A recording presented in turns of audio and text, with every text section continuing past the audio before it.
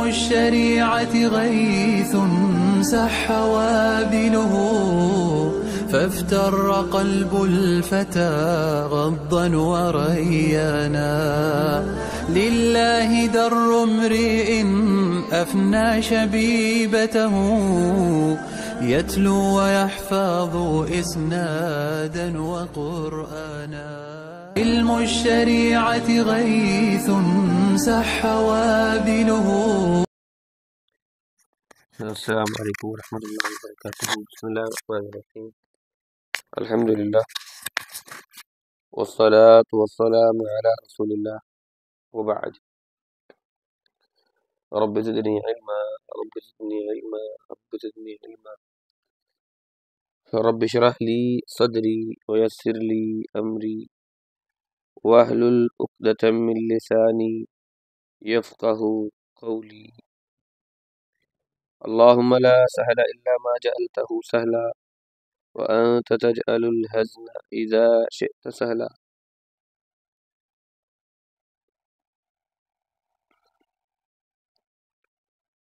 رب زدني علما يا حي يا قيوم برحمتك أستغيث يا حي يا قيوم برحمتك أستغيث يا حي يا قيوم برحمتك أستغيث۔ أعوذ بالله السميع العليم من الشيطان الرجيم من حمده ونفخه ونفثه، بسم الله الرحمن الرحيم۔ اور آج کا سبق آیت نمبر 174 سے شروع ہو رہا ہے، 174 سورۃ البقرہ۔ ان الذين يكتمون ما انزل الله من الكتاب ويشترون به ثمنا قليلا اولئك ما يأكلون في بطونهم الا النار ولا يكلمهم الله يوم القيامة ولا يزكيهم ولهم عذاب علیم۔ ان الذین، بشک وہ لوگ، یکتمون جو چھپاتے ہیں، ما انزل اللہ جو اتارا ہے اللہ تعالیٰ نے، من الکتاب کتاب میں سے، ویشترون اور وہ خریدتے ہیں یا وہ لیتے ہیں، بھی اس پر، ثمنا قلیلا تھوڑا سا پیسہ، تھوڑا سا مال، تھوڑا سا مول، اولئک یہی وہ لوگ ہیں، ما یاکلون وہ نہیں کھاتے، فی بطونہم اپنے پیٹوں میں وہ نہیں ڈالتے، الا النار مگر آگ، ولا یکلمہم اللہ ولا اور نہ ہی یکلمہم ان سے کلام کرے گا اللہ اللہ تعالی، یوم القیامت قیامت کے دن، ولا یزکیہم اور نہ ہی انہیں پاک کرے گا، ولہم عذاب علیم اور ان کے لیے دردناک عذاب ہے۔ بے شک جو لوگ اس چیز کو چھپاتے ہیں جو اللہ تعالیٰ نے کتاب میں نازل کیا ہے اور لیتے ہیں اس پر بہت تھوڑا سا معاوضہ،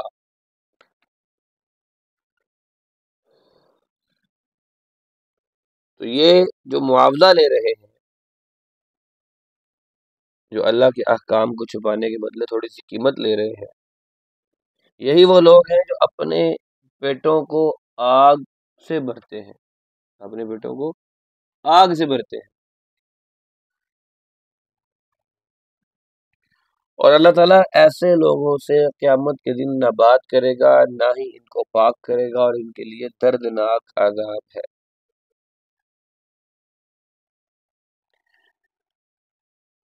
پچھلی آیات میں اللہ تعالیٰ نے اہل اسلام کو حرام چیزوں سے، مثلا مردار سے، خنزیر سے اور غیر اللہ کے نام پر ذبح کیے گئے جانوروں سے بچنے کی تلقین کی تھی۔ ان آیات مبارکہ میں علماء یہود اور سرداران یہود کی جو ایک غلط روش تھی، یعنی کتمان حق بات کو چھپا لینا، اس کو بیان کر کے اللہ تعالیٰ نے اہل ایمان کو متنبہ کیا ہے کہ کتمان حق بھی حرام ہے، صرف سور کھانا ہی حرام نہیں ہے، صرف مردار کھانا ہی حرام نہیں ہے، اللہ کے غیر اللہ کے نام پر ذبح کیا گیا جانور ہی صرف حرام نہیں ہے، اللہ رب العزت کی طرف سے بھیجے گئے حق کو چھپانا بھی حرام ہے۔ اور اہل ایمان کو اس قبیح فعل کے بارے میں بتا کر یہ بتایا گیا ہے کہ تم نے اس سے دور رہنا ہے، یہ کام نہیں کرنا۔ شان نزول ان آیات کا یہ ہے کہ سیدنا عبداللہ ابن عباس رضی اللہ تعالیٰ عنہ یہ فرماتے ہیں کہ یہ آیت مبارکہ یہودی سرداروں کعب بن اشرف اور کعب بن اسد اور مالک بن سیف اور حی بن احتب اور ابئی یاسر بن احتب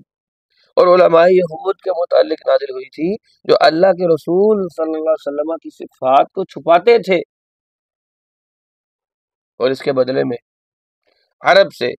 اپنی خاطر تواضع کرواتے تھے، عوام سے تحفے لیتے تھے۔ انہیں امید تھی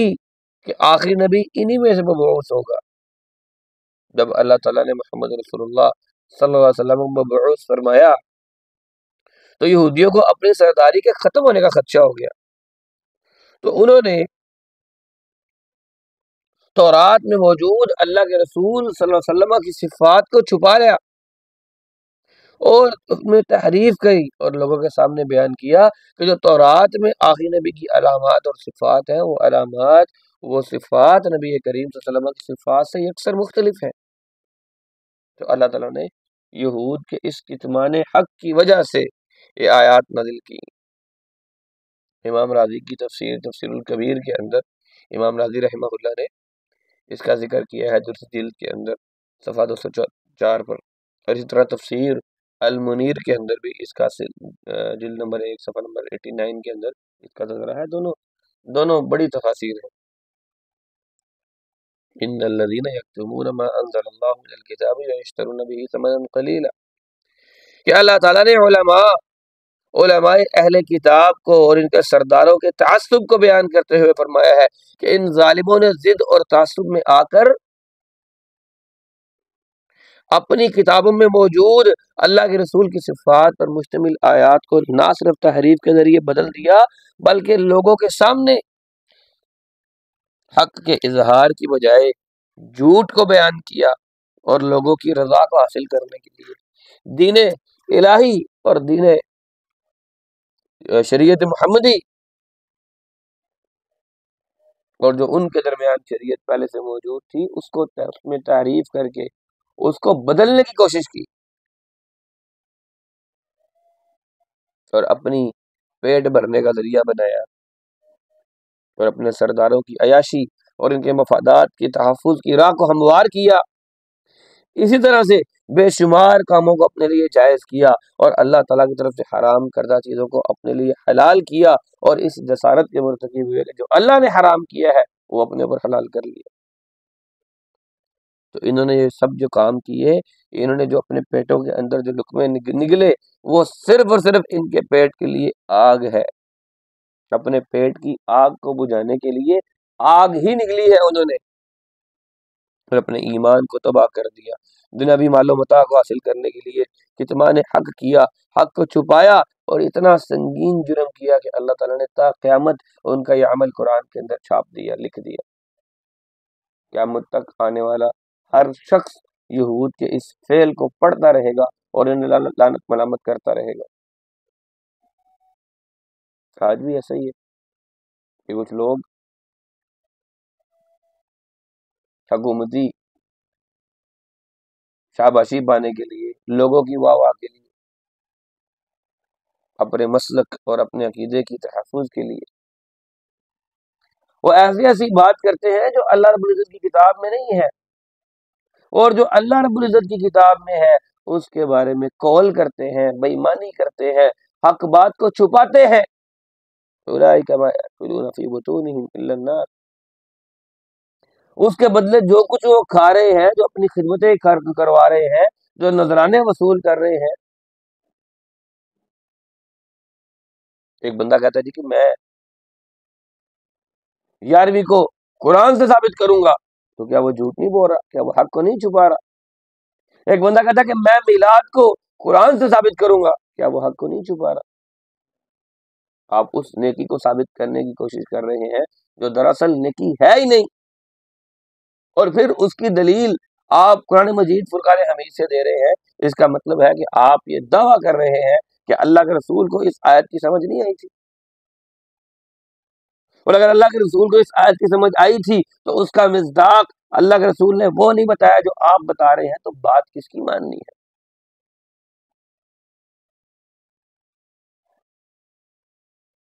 ابو بکر و عمر و عثمان و علی طلحہ اور زبیر، ان کو اس آیات کی سمجھ نہیں آئی رضوان اللہ علیہ مجمعین، جو آپ کو آ رہی ہے، اور آپ کہتے ہیں کہ میں قرآن سے ثابت کروں گا۔ یہ کتمان حق ہے، حق کو چھپانا ہے، توڑنا مروڑنا ہے۔ اولئک ما یاکلون فی بطونہم الا النار ولا یکلمہم اللہ یوم القیامۃ ولا یزکیہم ولہم عذاب علیم۔ جو لوگ اپنے دنیاوی مفادات کی خاطر حق کو چھپاتے ہیں، لوگوں کی رضا کو حاصل کرنے کے لیے، لوگوں کو خوش کرنے کے لیے، اور دین میں وہ تحریف کرتے ہیں، تبدیلی کرتے ہیں، تو اس گھٹیا دنیا کی خاطر اپنی آخرت کو تباہ کرتے ہیں۔ یہ دنیا کی حیثیت کیا ہے؟ اللہ رب العزت نے اس دنیا کو متاع قرار دیا، متاع، ہم اس کا ترجمہ کرتے ہیں فائدہ، متاع، اردو میں بھی لفظ استعمال کرتے ہیں متاع جان، متاع مالی فائدہ یا فائدہ۔ ایک عالم دین اس بات کی تحقیق کے لیے نکلے کہ یہ متاع اصل میں کہتے کسے ہیں، یہ متاع ہے کیا، اس لفظ کی اصل کیا ہے، اس کا استعمال کیا ہے۔ اللہ نے اس کتاب کے اندر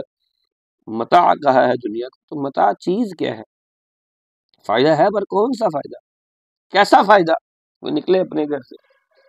اس بات کو دیکھنے کے لیے اس لفظ کا استعمال کس معنی میں ہوتا ہے۔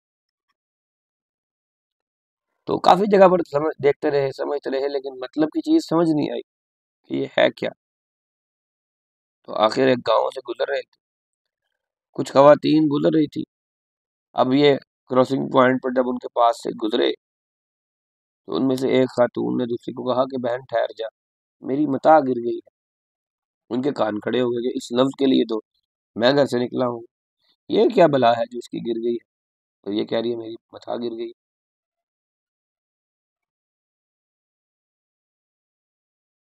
جب اس عورت نے رک گئی اور اس کو اٹھایا اپنی چیزوں کو، اور جو چیز اس کی گمی تھی اس کو تلاش کرنے کی کوشش کی، تو اس عالم دین نے یہ پایا کہ مخصوص ایام میں استعمال کرنے والے کپڑے کو ان عورتوں نے متاع کہا تھا۔ یہ ہے اس دنیا کی وہ حقیقت جو ایک لفظ کے اندر اللہ نے بیان کی ہے، متاع، یہ گھٹیا دنیا۔ اور اس دنیا کو پانے کے لیے جو لوگ اپنی آخرت کو تباہ کرتے ہیں، اپنی شکم پروری کے لیے، اپنے پیٹ کو بھرنے کے لیے کتمان حق کرتے ہیں، حق بات کو چھپاتے ہیں، اس دنیا کو بچانے کے لیے جس کی حیثیت اللہ کے ہاں ایک مچھر کے پر کے برابر نہیں ہے، اس دنیا کو پانے کے لیے جو دنیا اللہ رب العزت کے ہاں کچھ بھی حیثیت نہیں رکھتی، وہ دنیا جس کے بارے میں خود اللہ نے کہا اگر اس دنیا کی حیثیت اللہ رب العزت کے ہاں ایک مچھر کے، ایک مکھی کے پر کے برابر ہوتی تو اللہ تعالیٰ کفار کو یہاں ایک پانی کا گھونٹ نہ دیتا اس دنیا کو بچانے کے لیے۔ کہ یہاں پر جو سب سے زیادہ عیش پرستی میں رہا ہوگا، جہنم کا ایک نظارہ دیکھنے کے بعد کہے گا کہ میں نے دنیا کے اندر کوئی عیش دیکھی ہی نہیں، کوئی آرام دیکھا ہی نہیں، کوئی مجھے آرام ملا ہی نہیں اس دنیا کو بچانے کے لیے۔ آج بھی لوگ اپنے دنیاوی مفادات کے لیے ایک دوسرے کی جڑیں کاٹتے ہیں، کس دنیا کے لیے؟ جو متاع ہے در حقیقت وہ جہنم کی آگ کے انگارے ہیں جو اپنے پیٹ میں وہ ڈالتے ہیں۔ اور ایسے ضمیر فروش اور ایمان فروشوں کے ساتھ اللہ تعالیٰ قیامت کے دن بات نہیں کرے گا، ان کو ان کے گناہوں سے پاک نہیں کرے گا، اور ان کے لیے دردناک عذاب ہے۔ جب ان کے گناہ ہی پاک نہیں ہوں گے، انہیں اٹھا کر جہنم میں پھینک دیا جائے گا۔ اس سے بڑھ کر اس دنیا کے اندر اپنے اوپر انسان کیا عذاب ڈلوا سکتا ہے کہ قیامت کے دن جائے اور اللہ تعالیٰ اس کے ساتھ کلام نہ کرے، اللہ اس کو پاک نہ کرے، اللہ اس کے گناہوں کے ساتھ اسے جہنم کے اندر ڈال دے۔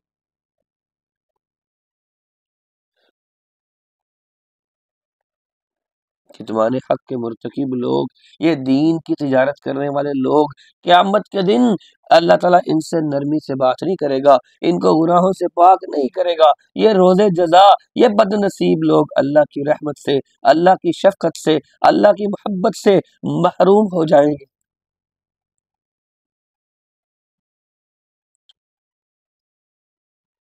حدیث کے اندر قیامت کے دن 3 لوگوں کا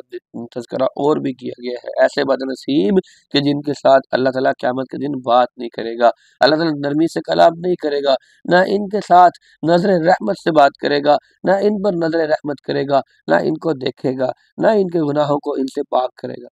3 آدمی، حدیث آتی ہے اللہ کے رسول نے فرمایا ہے ثلاث لا يكلمهم الله يوم القيامة ولا ينظر إليهم ولا يزكيهم ولهم عذاب أليم قال فقرأها رسول الله صلى الله عليه وسلم 3 مرارا قال ابو ذر خابوا وخسروا ومن هم يا رسول الله صلى الله عليه وسلم قال المبصل المسبل والمنان والمنفق سلعته بالحلف حلف الكاذب۔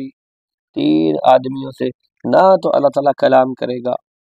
نہ ہی ان کی طرف نظر رحمت کرے گا، نہ انہیں دیکھے گا، نہ ان کو گناہوں سے پاک کرے گا، ان کے لیے دردناک عذاب ہے۔ سیدنا ابو ذر فرماتے ہیں اللہ کے رسول وہ تو لوگ برباد ہو گئے، وہ تو نقصان میں پڑ گئے، اللہ کے رسول ہے کون وہ بد نصیب؟ آپ نے فرمایا ایک تو اپنی چادر کو ٹخنوں سے نیچے لٹکانے والا، دوسرا احسان کر کے جتلانے والا، اور تیسرا جھوٹی قسم کھا کے اپنے مال کو بیچنے والا۔ پہلی بات اکیلے مردوں کے لیے، ذرا جھانک کر دیکھیں اپنے گربانوں کے اندر۔ دوسری بات مردوں اور عورتوں دونوں کے لیے احسان کر کے جتلانا۔ ذرا سوچ کر دیکھیں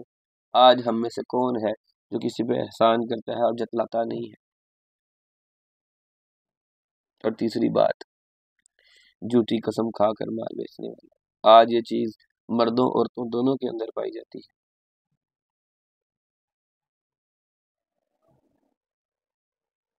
اس طرح صحیح مسلم کی ایک اور روایت ہے کہ 3 قسم کے لوگوں سے اللہ بات نہیں کرے گا، نہ ہی ان کو گناہوں سے پاک کرے گا، نہ ہی ان کی طرف رحمت کی نظر سے دیکھے گا، ان کے لیے دردناک عذاب ہے۔ کون کون؟ ایک بوڑھا زانی، دوسرا جھوٹا بادشاہ، تیسرا متکبر فقیر۔ صحیح مسلم کی حدیث نمبر 107 ہے۔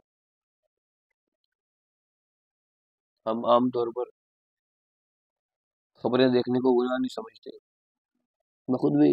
بڑا شوق رکھتا ہوں سیاست کا، حالات حاضرہ کا، فیلڈ بھی ایسی ہے، دیکھنے سب کچھ سمجھ بھی آنی چاہیے، پتہ بھی ہونی چاہیے دنیا میں کیا چل رہا ہے، انٹرنیشنلی کیا چل رہا ہے، نیشنلی کیا چل رہا ہے۔ لوگ پوچھ لیتے ہیں، بات کر لیتے ہیں تو، اور والد صاحب کے ساتھ میری مصروفیت بھی کچھ اسی طرح کی تھی کہ سارا دن وہ بھی کام پر، میں بھی کام پر، تو نیوز دیکھتے ہوئے ہم باپ بیٹے نے آپس میں بات کرنی ہوتی تھی۔ ہمارے استاد، میرے مربی، اللہ تعالیٰ ان کی قبر پر کروڑوں کروڑوں رحمت نازل فرمائے، استاد محترم عبدالسلام بٹوی رحمہ اللہ ہمارے گھر پہ آئے ہوئے تھے، تو خبروں کا ٹائم ہو گیا تو میں نے خبریں لگا دیں، تو ساری کہتے یار اس کو بند کر دے، میں بتایا سچی خبروں کا ٹائم ہے،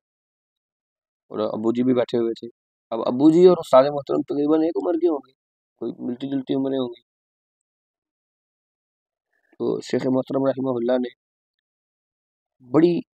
گہری بات کہی کہ دیکھیں عیسی صاحب، یہ عورت ہے، خبریں بڑھ رہی ہیں،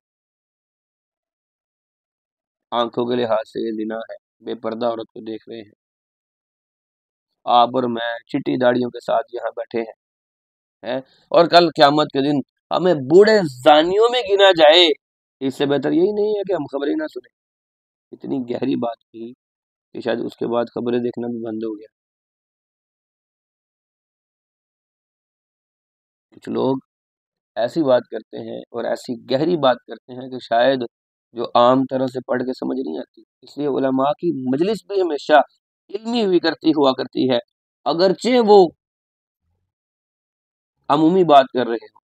لیکن ان کی عام مجلس بھی علمی ہوا کرتی ہے. اس لیے ہم لوگوں کو کہتے ہیں کہ اگر علماء کے پاس پڑھ نہیں بھی سکتے تو ان کی مجالس میں بیٹھنا شروع کریں، کم سے کم بیٹھیں. ایک اور روایت میں ہے کہ 3 لوگ قیامت کے دن ایسے ہوں گے جن سے اللہ نہ تو کلام کرے گا، نہ ہی ان کی طرف رحمت کی نظر سے دیکھے گا، نہ ان کو گناہوں سے پاک کرے گا، اور ان کے لیے دردناک عذاب ہے. کون؟ کہ جو شخص جنگل میں ہے اور اس کے پاس ضرورت سے زائد پانی ہے، لیکن وہ مسافر کو پانی پینے کے لیے دیتا نہیں ہے. یعنی مسافر اس کے پاس سے گزرا ہے، اس کو پانی کی ضرورت ہے، لیکن یہ شخص اتنا بھوکی طبیعت کا ہے، کمینی طبیعت کا ہے کہ پتہ ہے مسافر ہے، پتہ ہے اس کو پانی کی ضرورت ہے، اس کے باوجود اس کو پانی نہیں دیتا، جبکہ اپنے پاس پینے کے لیے پانی اس کی ضرورت سے زائد ہے. نمبر 2، وہ شخص جس نے کسی کو عصر کی نماز کے بعد اپنا مال فروخت کیا اور قسم اٹھائی کہ میں نے تو خود اتنے کا خریدا ہے، اور خریدار نے سچ سمجھ کر اس مال کو خرید لیا، حالانکہ خریدنے والے نے، بیچنے والے نے اتنے کا نہیں خریدا تھا. آپ مال کی قیمت ضرور بتائیں، لیکن یہ جھوٹ نہ بولے کہ میں نے اتنے کا ہی خریدا ہے. نمبر 3، جو شخص کسی امام کی، جس نے امام کی بیعت کی اور دنیاوی اغراض کی خاطر یہ بیعت کی، اگر مال ملا تو وفا کی، اور اگر اس کو مال نہ ملا تو اس نے بیعت توڑ دی، لالچ کے لیے بیعت کی. تو ان تینوں کی طرف بھی اللہ تعالیٰ نہیں دیکھیں گے. یہ بھی صحیح مسلم کی حدیث ہے، حدیث نمبر 108 ہے. اولئک الذین اشتروا الضلالة بالہدى والعذاب بالمغفرة فما اصبرهم علی النار. اولئک الذین، یہی وہ لوگ ہیں، اشتروا الضلالة، جنہوں نے گمراہی کو خرید لیا، بالہدا، نیکی کے بدلے، والعذاب، اور عذاب کو خرید لیا، بالمغفرت، مغفرت کے بدلے، فما اصبرهم علی النار، تو یہ اب آگ پر ہی صبر کریں گے، یہ اب آگ پر ہی صبر کریں گے، انہیں صرف آگ پر ہی صبر آئے گا. انہی لوگوں نے گمراہی کو ہدایت کے بدلے، عذاب کو مغفرت کے بدلے خرید لیا، اور یہ کس قدر یہ لوگ جہنم کی آگ پر صبر کرنے والے ہیں، یہ صرف جہنم کی آگ پر ہی صبر کریں گے. جیسے ہم دنیا کے اندر کہتے ہیں نا کہ اس کا پیٹ تو کیا بھرے گی، اس کا پیٹ تو قبر کی مٹی بھرے گی، تو یہاں پر بھی اللہ تعالیٰ نے یہی کہا ہے کہ یہ ان کی جو ہے نا، ان کو صبر بس پھر آگ پر جا کر ہی آئے گا بس، کیونکہ دنیا کے اندر تو خرید رہے ہیں بس. کتمان حق کے مرتکب لوگ احکام الہی کو چھپا کر لوگوں سے جو قیمت وصول کرتے ہیں، جو مال کھاتے ہیں، جو اپنے پیٹ بھرتے ہیں، در حقیقت اپنے جسموں میں وہ جہنم کی آگ بھر رہے ہیں، اور یہی آگ ان کا لباس ہے، یہی آگ ان کی غذا ہوگی، کیونکہ انہوں نے حق کے مقابلے میں دنیا کے مفادات کو ترجیح دی ہے اور ہدایت کے بدلے گمراہی کو پسند کی ہے. اسی بنا پر یہ لوگ اللہ تعالیٰ کی رضا اور اللہ کی خوشنودی اور آخرت کے اجر سے محروم ہوئے، بلکہ یہ لوگ اللہ کی رحمت سے محروم کر دیے گئے. ان کا اوڑھنا آگ، ان کا بچھونا آگ، ان کا پانی آگ، ان کی بھوک آگ سے بری جائے گی، اور یہ جہنم کی آگ ہوگی ان کے لیے صرف. اور ان کی حالت پر تعجب ہے کہ وہ دھکتی ہوئی، اس دہکتی ہوئی آگ پر صبر کس طرح کریں گے. کیا ان میں اتنی ہمت اور اتنا حوصلہ موجود ہے کہ وہ جہنم کی آگ کو برداشت کر سکے؟ کتمان حق کی سزا اللہ تعالیٰ نے جہنم کی آگ بیان فرمائی ہے، کیونکہ کتاب و سنت ہی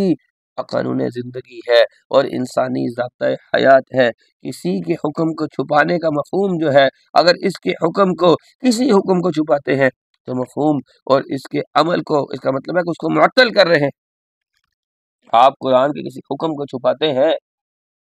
اس کا مطلب کیا ہے کہ اللہ نے جب وہ حکم نازل کیا ہے اور تم اس کو بدل رہے ہو، تم اس کو چھپا رہے ہو، اس کے بدلے اپنی مرضی کی بات بتا رہے ہو،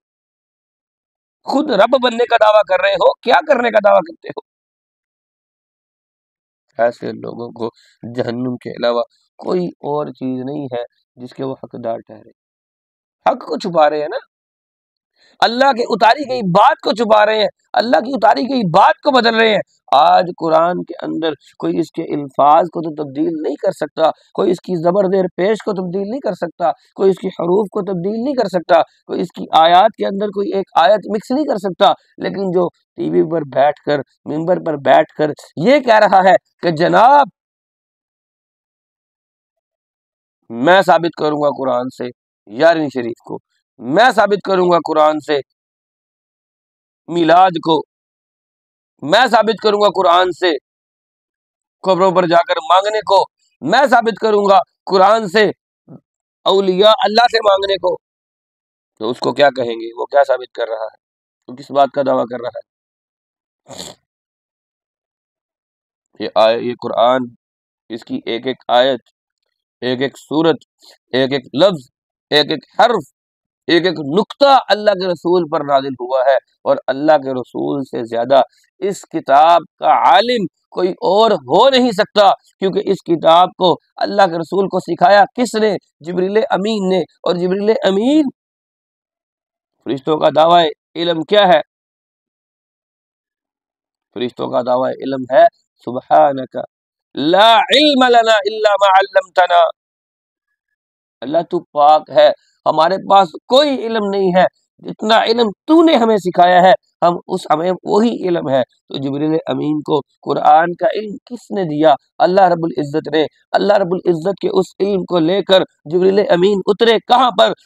اس قلب محمد صلی اللہ علیہ وسلم پر، اس کتاب کو اتارا محمد رسول اللہ صلی اللہ علیہ وسلم کے دل پر، ان کو اس کے احکامات سمجھائے، ان کو اس کے رموز اور اوقاف سمجھائے، ان کو اس کے معاملات کے بارے میں وضاحت فرمائی کہ اللہ تعالیٰ اس آیت میں فرماتے کیا ہے، اللہ تعالیٰ اس قرآن میں، اس صورت میں، اس کتاب میں احکام کون کون سے نازل کرتے ہیں۔ آج اگر بندہ اس علم کے بعد وہ دعویٰ کرے جو اللہ کے رسول سے ثابت نہیں ہے تو اس بندے کو کیا کہیں گے؟ شاید وہ جہنم سے بڑھ کر کسی اور عذاب کا مستحق ہے۔ اور پھر اللہ تعالیٰ اپنی تمام تر کبریائی کے باوجود اللہ یہ کہے کہ اس کے لیے دردناک عذاب ہے۔ جیسے ہم جنت کا تذکرہ کرتے ہوئے کہتے ہیں، جنت کا تذکرہ کرتے ہوئے دیکھتے ہیں کہ جناب الفاظ نہیں ملتے کہ جنت کا تذکرہ اپنے جتنے مرضی الفاظ میں مبالغہ کر لیے جائے، پھر بھی جنت کے مقابلے میں وہ الفاظ تھوڑے لگتے ہیں۔ سونے کی اینٹ، چاندی کی اینٹ، گارا کستوری کا، اس کے باوجود لگتا ہے کہ بیان کرنے کو الفاظ نہیں ہے، حالانکہ سمجھ لگ رہی ہوتی ہے، امیج نظر آ رہی ہوتی ہے کہ کیا کہہ رہے ہیں، لیکن پھر بھی لگتا ہے کمی ہے۔ اسی طرح سے جہنم، اس کے عذاب میں جتنا مبالغہ کر لیا جائے اتنا کم ہے، پھر بھی اللہ تعالیٰ کہیں کہ دردناک عذاب ہے، تو کیا حالت ہوگی اہل جہنم کی؟ اس لیے جب بھی جہنم اور اس کے عذاب کا تذکرہ آئے تو اللہ تعالیٰ سے دعا کریں کہ اللہ ہمیں اس جہنم کی آگ سے بچا لے۔ ذالک بأن اللہ نزل الکتاب بالحق وأن الذین اختلفوا فی الکتاب لفی شقاق بعید۔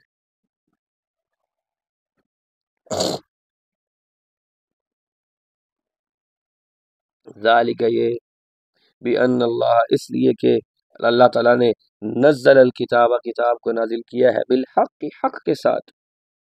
وَإِنَّ الَّذِينَ اخْتَلَفُوا فِيهِ، اور بے شک جن لوگوں نے اختلاف کیا فی، اس میں، الکتابہ، اس کتاب میں، لفی شقاق بعید، وہ بڑی دور کی ضد کے اندر ہے، بڑی دور کی ضد کے اندر۔ یہ اس لیے ہے، یعنی یہ عذاب اس لیے ہے،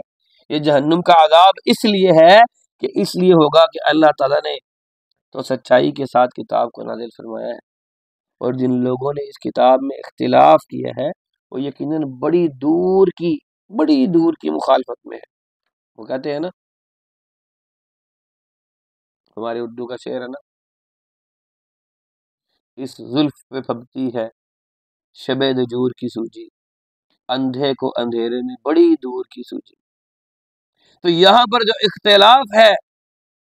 اللہ کی کتاب کے ساتھ اختلاف، وہ رب جس نے تمہیں پیدا کیا ہے، وہ رب جس نے ماں کے پیٹ کے اندر تمہاری شکل، صورت، عقل، جسم، دل، ہاتھ، پاؤں، ناک، کان، اعضاء، تمہارے گردے، پھپھڑے، تلی، یہ سب کچھ بنایا ہے، معدہ، مثانہ، جسم، جسم کے نیچے عضلات، عضلات کے ساتھ پٹھے، پتھلوں کے اندر ناڑے، اور پھر ہڈیاں، ہڈیوں کے اندر گودا۔ وہ رب جب ایک کتاب نازل کرتا ہے، اس کے لیے احکامات نازل کرتا ہے، اور انسان یہ سمجھتا ہے کہ میں حقدار ہوں اس کتاب کے ساتھ اختلاف کرنے کا، میں حقدار ہوں اس کتاب کے خلاف جانے کا، میں حقدار ہوں اس کتاب کی وضاحت کرنے کا، میں حقدار ہوں اس کتاب کو مرضی کے مطابق موڑنے کا، اس رب کی کتاب کا جس نے ایک نطفے کے اندر موجود ایک ادنا سے کیڑے کے ساتھ تمہیں پیدا کیا ہے، اور تم سمجھتے ہو تم اس کتاب کے بارے میں حق کو چھپانے میں اور حق کو بدلنے کی حیثیت رکھتے ہو۔ ذالک بان اللہ نزل الکتاب بالحق، یہ دردناک عذاب اور ان کے پیٹوں میں آگ کی بات اور ان کے لیے وہ جہنم کی آگ کی بات اللہ نے کی ہی اس لیے ہے کہ ان لوگوں نے اللہ کی اس کتاب کے ساتھ جو اللہ نے حق کے ساتھ نازل کی ہے، اللہ جو بھی نازل کرے گا وہ حق کے ساتھ ہوگا، لیکن وضاحت کے باوجود کہ اللہ نے یہ حق کے ساتھ نازل کی ہے، اس کے باوجود وہ اس کتاب کے ساتھ اختلاف کرے، تو پھر بات وہی ہے کہ اندھے کو اندھیرے میں بڑی دور کی سوجی۔ یہاں پر ذالکہ جو اس میں اشارہ ہے،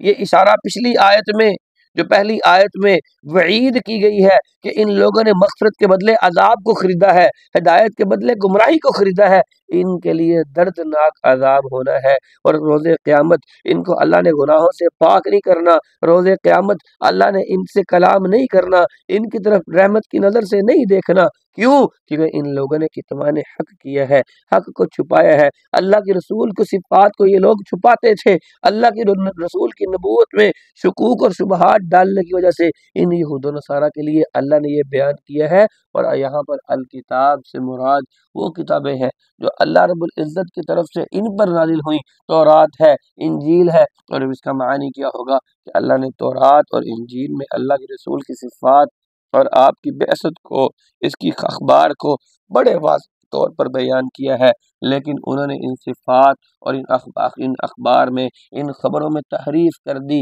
ان آیات کو بدل دیا یا تعویل کر کے لوگوں کے سامنے پیش کیا، اور آپ کی نبوت کے متعلق شکوک اور شبہات پیدا کرنے کی کوشش کی۔ اور اگر الکتاب سے قرآن مجید کو مراد لیا جائے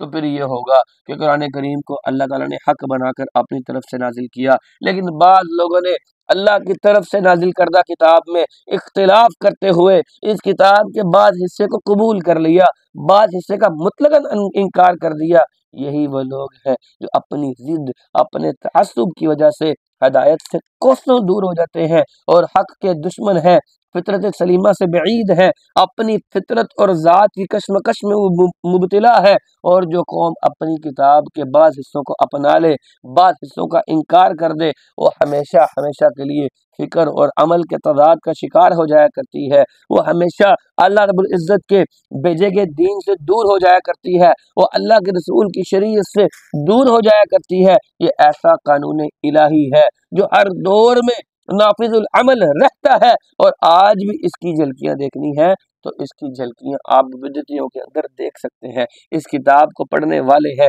اس کتاب کو سمجھنے والے ہیں، اس کتاب کو بیان کرنے والے ہیں، اس کے باوجود ان کی حرکات دین کے ساتھ نہیں ملتی، ان کی حرکات شریعت کے ساتھ نہیں ملتی، ان کی حرکات اللہ کے رسول کے اصحاب کے ساتھ نہیں ملتی، اور وہ کہتے کیا ہے؟ کہتے کیا ہے کہ یہی دین ہے، بدعات کو دین بنا کر پیش کرتے ہیں، تو یہ کتمان حق نہیں ہے، قرآن میں تحریف نہیں ہے، کیا ہے؟ قرآن کہتا ہے اطیع اللہ و اطیع الرسول، آپ ان کی 1 گھنٹہ بات سنیں، اس میں اطیع اللہ و اطیع الرسول کی بات ہی نہیں آئے گی، فلاں بابے نے یہ کر دیا، فلاں بابے نے یہ کر دیا۔ ہم جنازے پر موجود ہیں اور وہاں پہ وہ کہہ رہا ہے کہ بندے کے پاس یہ جو یہاں پر آئے ہیں یہ رکن شورا ہیں، ان کے پاس آپ کو بابا جی کا مرید بنانے کے لیے اور بابا جی کے توسط سے غوث پاک کا مرید بنانے کے لیے ان کے پاس اختیارات موجود ہیں، نعوذ باللہ من ذالک، اور ہم کھڑے ہیں جنازے پر۔ پھر وہ جنازے پر کھڑا ہو کر کس کے مرید بنا رہے ہیں؟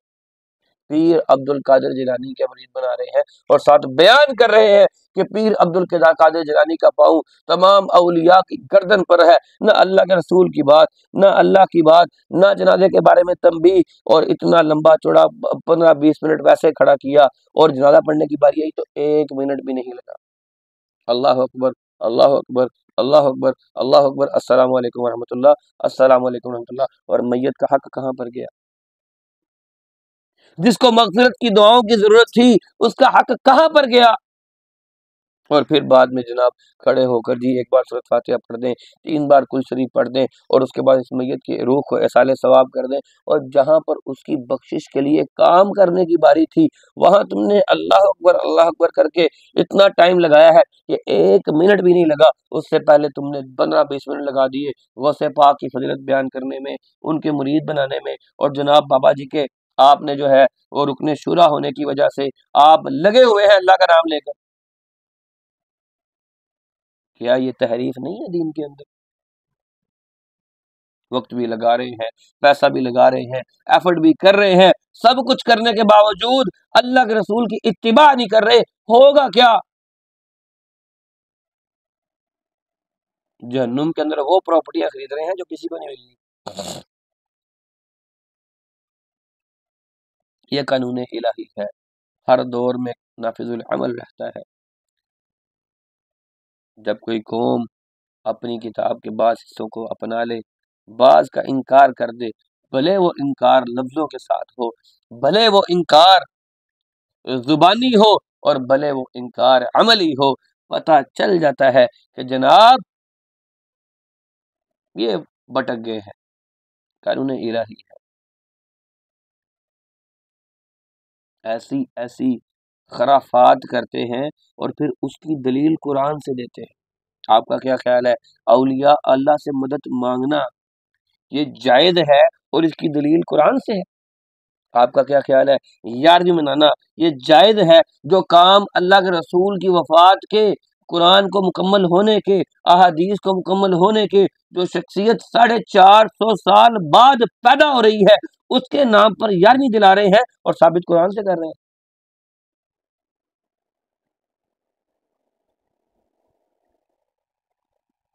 ایک چیز جو دین کے اندر، دین کے مکمل ہو جانے کے بعد 650 سال بعد ایڈ کی جا رہی ہے، میلاد منانا، اس کو ثابت قرآن سے کر رہے ہیں۔ 40ویں کا کی دلیل آپ قرآن سے دیں گے، تیجے کی، پانجے کی، ساتے کی، ختم کی، چہلم کی، عرس کی دلیل آپ قرآن سے دیں گے، اور سمجھیں گے کہ جناب ہم دین کی بہت بڑی خدمت کر رہے ہیں۔ یہ دین کی خدمت ہے یا اپنے پیٹوں کے اندر آگ بھر رہے ہیں؟ اور دیکھیں شیطان ایسا مزین کرتا ہے ان لوگوں کے لیے، ایسا مزین کرتا ہے، وہ اتنے اخلاص سے بیان کرتے ہیں کہ جناب ہم جیسے لوگ پریشان ہو جاتے ہیں کہ یہ بیان کیا کر رہا ہے، کیا بیان کر رہا ہے۔ میت کو دفن کیا ہمارے سامنے،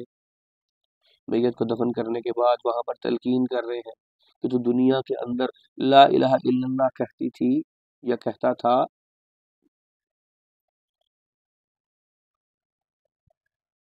اللہ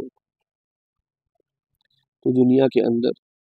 محمد رسول اللہ صلی اللہ علیہ وسلم کو نبی مانتی تھی، مانتا تھا،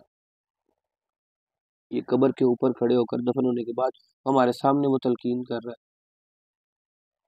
اور دفنانے جس کو دفنایا گیا ہے اس کا بیٹا خود کہہ رہا ہے، خود کہہ رہا ہے کیا؟ آئیں جی تلقین کر دیں۔ 7 فٹ نیچے مٹی کے اندر جس کو دبایا ہے، اوپر سلیبیں رکھی ہیں، اوپر مٹی ڈال دی ہے اور اب اس کو تلقین کر رہے ہیں کس بات کی؟ کہ تو اللہ وحدہ لا شریک کو دنیا میں اپنا الہ مانتی تھی، تو محمد کریم صلی اللہ علیہ وسلم کو اپنا نبی مانتی تھی، اس بات کی گواہی دے۔ اب ذرا سوچ کر دیکھیں کس معاملے میں وہ ٹانگ اڑا رہا ہے۔ سوچ سکتے ہیں کہ فرشتہ منکر نکیر آ چکے ہیں اور وہ میت سے سوالات کر رہے ہیں اور میت کو ان سوالوں کے جواب سکھائے جا رہے ہیں۔ جو شخص ساری عمر دنیا کے اندر رہ کر توحید پر نہیں رہا، ساری عمر جس نے شریعت محمدیہ کو نہیں مانا، بدعات اور خرافات میں لگا رہا، آپ اسے دفن کرنے کے بعد 6-7 فٹ نیچے اس کے اوپر پھٹے ڈال کے اوپر مٹی ڈالنے کے بعد اسے تلقین کریں گے کہ اللہ تیرا رب ہے اور محمد تیرا نبی ہے۔ دنیا کے اندر اس بات کی سمجھ نہیں آئی، مرنے کے بعد سمجھانے کا فائدہ؟ اگر بظاہر آواز چلی بھی جائے، مثال کے طور چلی بھی جائے آواز کہ میت کو ہماری آواز جا رہی ہے، مان لیا، چلے ایک چند لمحات کے لیے مان لیتے ہیں، اول تو ابس ہے، مانا بھی نہیں جا سکتا، فرض بھی نہیں ہوتا مجھ سے تو یہ بات۔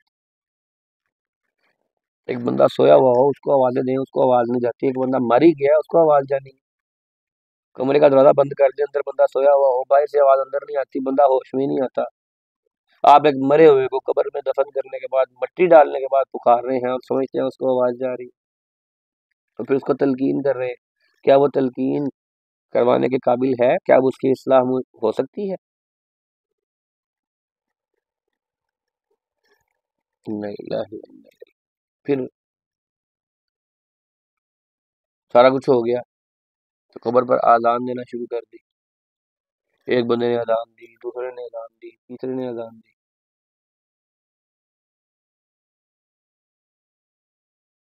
3-4 دفعہ سورۃ ملک پڑھی گئی، اتنا لمبا چوڑا کام کیا گیا کہ میں کھڑا ہو کے تھک گیا، پیروں میں درد شروع ہو گئی، اور شدید ترین تکلیف اس بات کی، اس بات نے ہی آنسو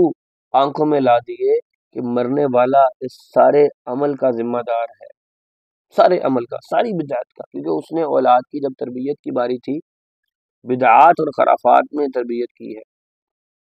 اب جو اولاد کر رہی ہے یہ اس کے لیے صدقہ جاریہ ہے، بس کس چیز کا؟ گناہ کا، وہ گناہوں کا صدقہ جاریہ اپنے لیے چھوڑ گئی ہے، اپنی اولاد کی تربیت کتاب و سنت کے مطابق نہیں کی، بدعات اور خرافات اب اس کے مرنے کے بعد اس کی قبر پر چل رہی ہیں، اور سارے اس کو بہترین ثواب کا کام کر کے سمجھ کے اخلاص نیت کے ساتھ کر رہے ہیں، اور یہی ساری چیزیں وہ ثابت کہاں سے کرتے ہیں؟ قرآن سے، حدیث سے، کیونکہ یہ دین کے اندر تحریف نہیں ہے، وہ تو اللہ رب العزت کا وعدہ ہے، اِنَّا نَحْنُ نَزَّلْنَا الذِّكْرَ وَإِنَّا لَهُ لَحَافِظُونَ، کہ ہم نے یہ کتاب نازل کی ہے، ہم اس ذکر کی حفاظت کرنے والے ہیں، اس لیے قرآن و حدیث کے اندر الفاظ میں، آیات میں کوئی تبدیلی نہیں ہو سکتی، ذرا سی کوئی تبدیلی ہوتی ہے کسی جگہ پر تو فوراً امت میں شور مچ جاتا ہے کہ کسی نے تبدیلی کرنے کی کوشش کی ہے۔ یہ نہیں ہے کہ اس دنیا میں کوششیں نہیں ہوئی، کئی سو سال سے کئی ادارے بنے ہوئے ہیں جنہوں نے اس کتاب میں تحریف کرنے کی یا اس کتاب سے غلطی نکالنے کی کوشش کی ہے، جنگ عظیم اول سے بھی پہلے، جنگ عظیم دوم سے بھی پہلے، اور اب تک ادارے ہیں ایسے جو اس قرآن سے غلطی نکالنے کے دعوے دار ہیں،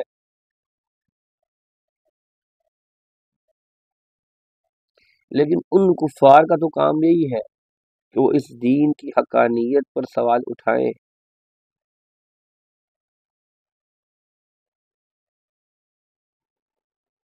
لیکن ہم مسلمان، ہمارے مسلمان کیا کر رہے ہیں؟ دین کے اندر بدعات کو رائج کر کے ہم بھی سیم وہی کام کر رہے ہیں جو یہود نے کیا تھا، کہ اصل احکامات کو چھپا کر اپنی مرضی کے احکامات کو ڈال کر اس کو دین سمجھا کر پھیلایا۔ تو ان 3 آیات سے سمجھ کے لگتی ہے کہ دنیاوی مفادات مالی ہوں یا ریاستی ہوں، ان کی وجہ سے حق کو چھپانا، حق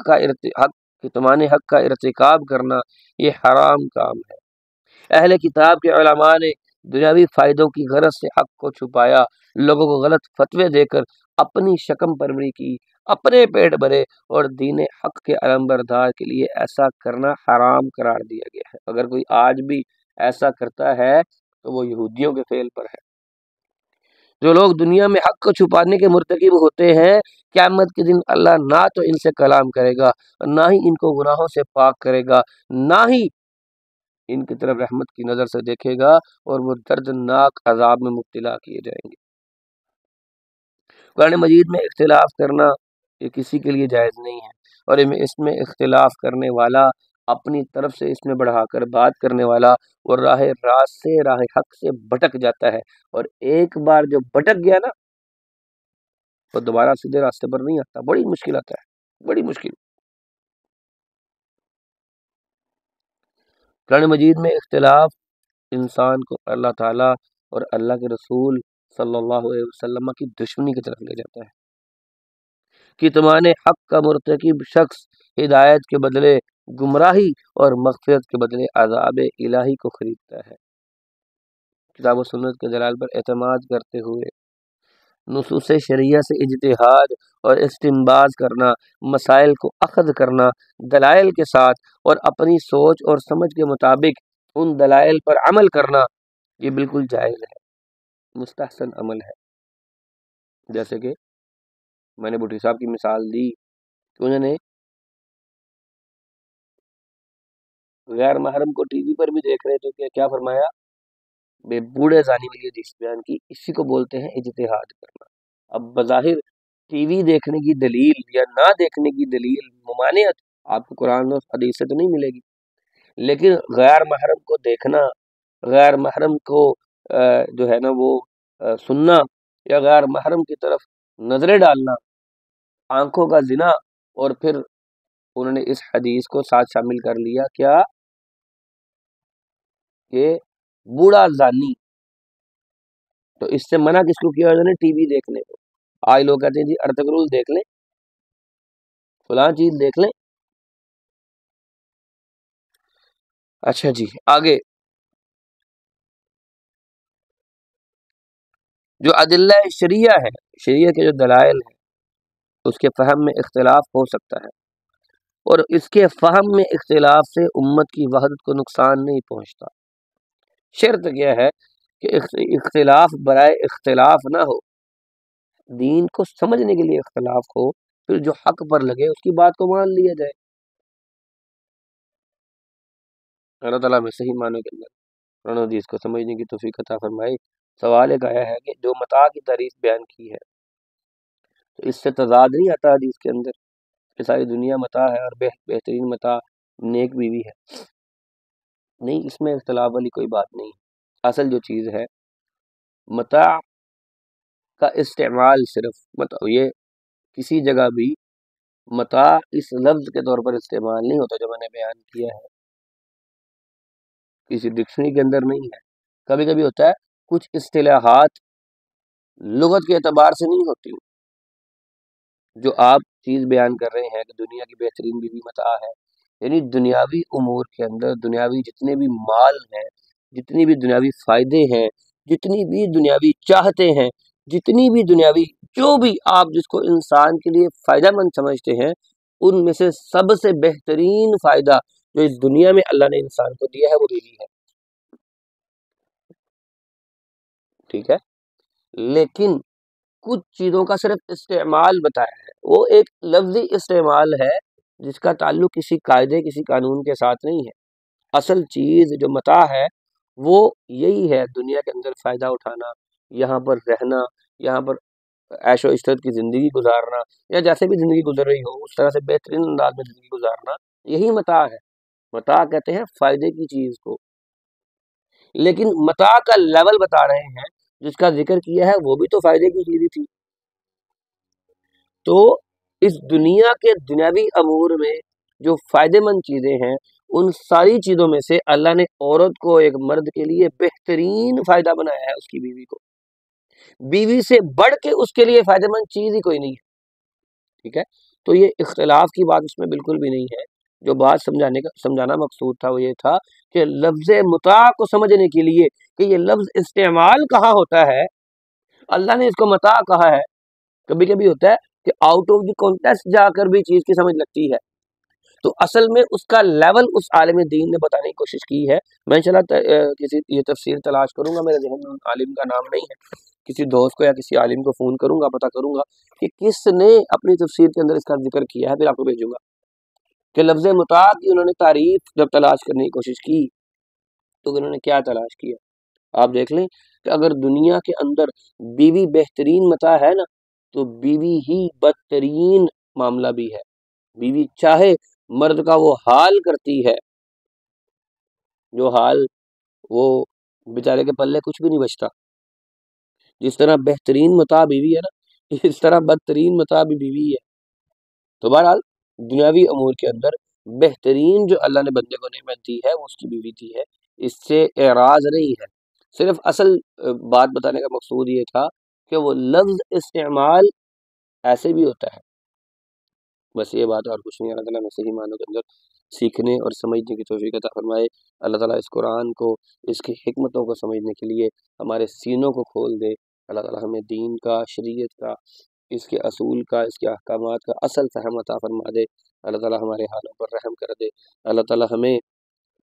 قرآن و حدیث کو سمجھنے کی توفیق عطا فرما دے۔ اللہ ہمیں قرآن کا، حدیث کا فہم عطا فرما دے۔ اللہ وہ فہم عطا فرما جو اللہ کے رسول صلی اللہ علیہ وسلم کی دعا کے بعد تو نے سیدنا ابن عباس کو عطا فرمایا تھا۔ السلام علیکم ورحمۃ اللہ وبرکاتہ۔ سوال کسی کا کوئی ہو تو کر سکتے۔ علم الشريعة غيث سح وابله فافتر قلب الفتى غضا وريانا لله در امرئ